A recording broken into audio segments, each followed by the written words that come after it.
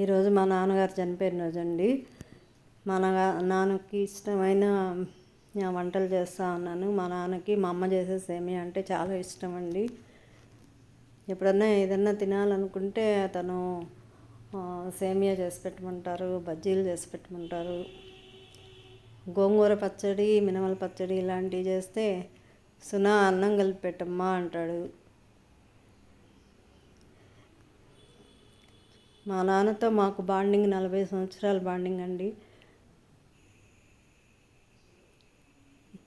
అందరూ ఆడపిల్లలు అమ్మా నాన్నకి పెట్టుకోకూడదు అని చెప్తారు, కానీ నేనైతే విననండి.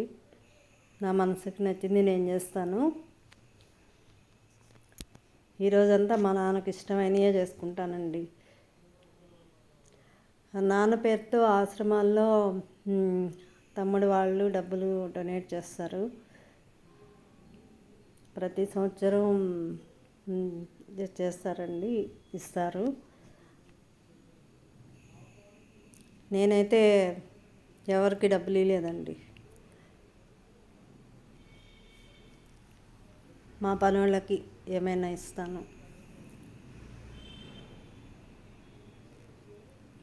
నేను ఇది యాలకల పౌడర్ అండి. మనకి మెత్తగా రావాలంటే ఆ యాలకల్లో కొంచెం చక్కెర వేసి మిక్సీకి వేసుకున్నామంటే పౌడర్ లాగా వస్తుంది. అప్పుడు పడేసే పని ఉండదు. మనం ఊరికే నలగొట్టేస్తే తీసి పక్కన పడేస్తారు. అందుకు నేను మిక్సీకి వేసి పెట్టుకుంటానండి. అది యాలకల పౌడరు చక్కెరలో వేసామంటే అది మెత్తగా పౌడర్లా వస్తుంది. ఈ సేమియా అనేదండి మరీ తేమ లేకుండా దించకూడదండి. ఇలా ఉండాలి, ఈ మాత్రం ఉన్నప్పుడు దించి పెట్టుకుంటే కాసేపటికి అది వేడి తగ్గాక కొంచెం మరీ గట్టిగా లేకుండా స్మూత్గా బాగుంటుంది. ఇక్కడ చూపించిన విధంగా ఉంటుంది. నేనైతే సేమియా చేసి పెట్టి టెంకాయ కొట్టుకున్నానండి. మా నాన్నకి మొక్కున్నాను.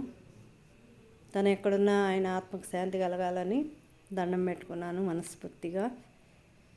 మీరు చూడండి ఫ్రెండ్స్, అమ్మ నాన్నకి పెట్టుకోకూడదు అనే అపోహ తీసేసి మనస్ఫూర్తిగా పూజించుకోండి, దండం పెట్టుకోండి. వాళ్ళ ఆత్మకు శాంతి కలగద్ది.